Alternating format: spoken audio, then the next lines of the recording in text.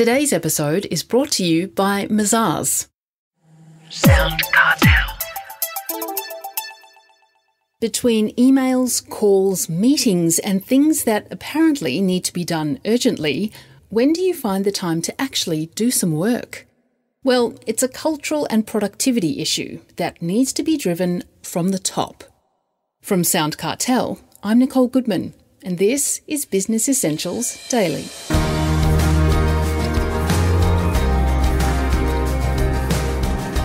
Do you find during the course of the day that people constantly demand your attention, and by the end of it, you're left with a lot of unfinished tasks? But have you ever thought that you might be the one doing the interrupting? Do you copy someone on an email who doesn't really need to be? Do you tap someone on the shoulder for a chat when they're in the middle of something? Productivity guru Dermot Crowley gives us all pause for thought in his book, Smart Teams: How to Work Better Together. Dermot says there are 4 key productivity issues we face in business. And as he tells Chris Ashmore, email is at the top of the list.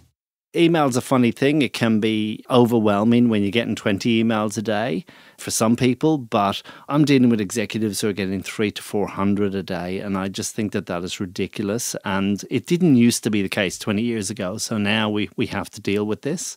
I reckon issue number 2 for a lot of people is meetings. Not for everyone, but for a certain level in most medium to large organizations, people are spending way too much of their time in meetings and having to, I guess, try to balance the time in meetings with the time that they've got left to get other stuff done, and it's completely out of whack. I think a third issue is the fact that we are driven by urgency. And everything now is urgent. Everything was needed yesterday. And this has just become the norm in most organizations. But I reckon the biggest issue that I talk about in Smart Teams is the fact that it's not just personal, it's actually cultural. And we need to see productivity beyond what it's traditionally been taught as personal productivity training, where we give people skills. We need to actually change the culture in organizations, and that starts from the top down. So I see productivity as a leadership issue, and I really believe that leadership teams need to put it on the agenda and need to lead by example and change the culture in their organization. Well, you've written a book called Smart Teams. I suppose the obvious question then, Dermot, what are the qualities of a smart team? Well, the first thing I want to say is I want to be really careful here and make it clear that I don't think that teams out there are stupid, and I'm not looking for a market of stupid people that I need to train. Smart Teams is just a title for the book that goes along with my first book, Smart Work, and it's really talking about, working differently together as a team, and it gets to that whole cultural piece that I mentioned.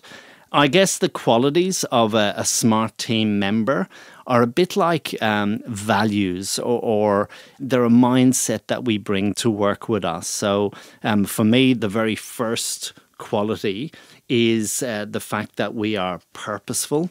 So we always approach our work with a sense of purpose. And that means whether we have a meeting, whether we send an email, whether we're collaborating with someone else, we're always really clear about why are we doing this, and is this the best way for us to actually work together. So that's number 1. I reckon we need to be mindful, and that means that we need to manage our own attention and not let ourselves just get distracted all the time. But we also need to be mindful about the impact that our behaviours have on everyone else's productivity. And I reckon in today's busy workplace, we're all so busy that we've kind of forgotten this, and we cause a lot of what I call productivity friction for other people every time we email, every time we meet, and every time we collaborate. The third one for me is being reliable. So being the person that people can rely on, and that means we do what we say we're going to do. But it also means that we negotiate our workload and we take ownership of that. And then finally, the fourth quality is we need to be punctual, and that's a no-brainer. We should turn up to meetings on time. We should finish meetings on time. But it's not just about meetings. We should also be punctual with our deadlines and our deliverables.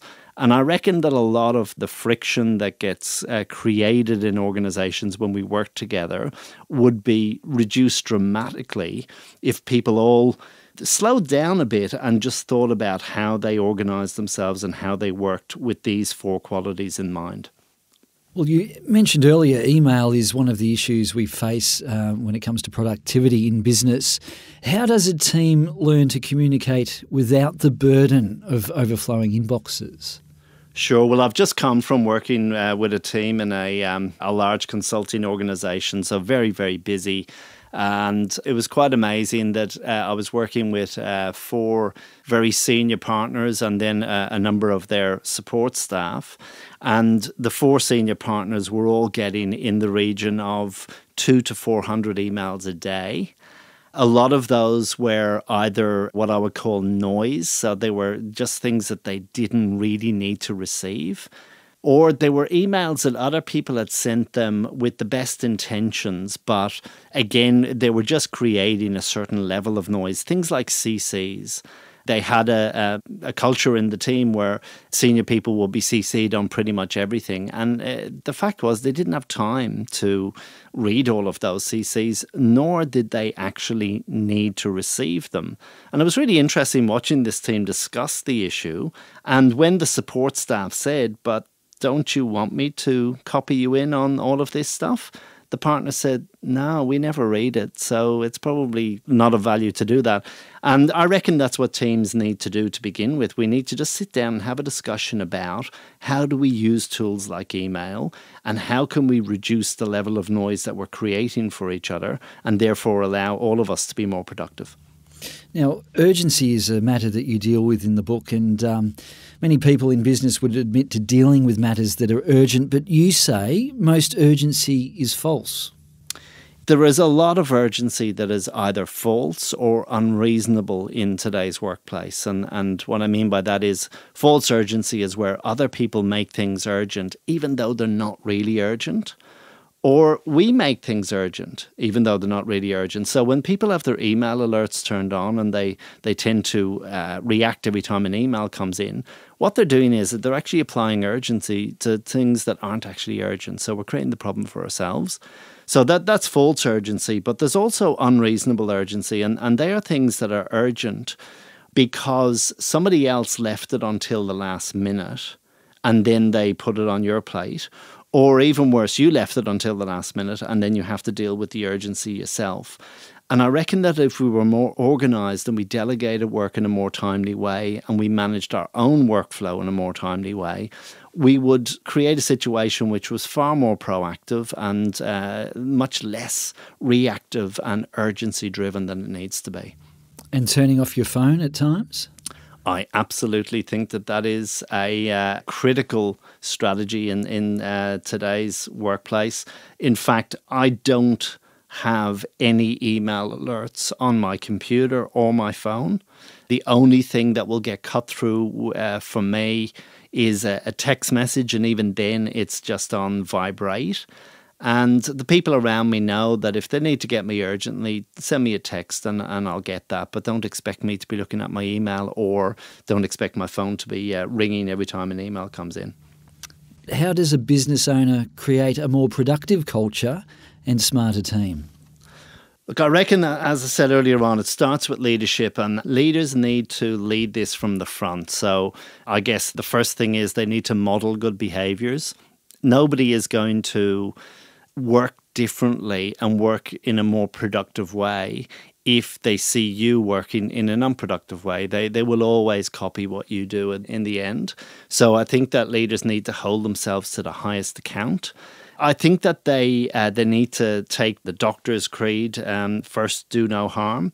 I think they need to take that in a productivity sense and make sure that as a leader, not only are you supporting productivity and allowing it to flourish, but you're not actually a part of the problem. So you need to make sure you're not the one who's creating the unnecessary urgency, or the one who is turning up late to meetings all the time, or the one who is sending 1,000 emails out unnecessarily. I think that leadership teams, when they sit down and really think about the impact that they have in the organisation when it comes to productivity, they're actually quite shocked. And the thing is that a leader's shadow, it casts a big shadow. It really has an influence on many people in the organisation. That was productivity guru Dermot Crowley.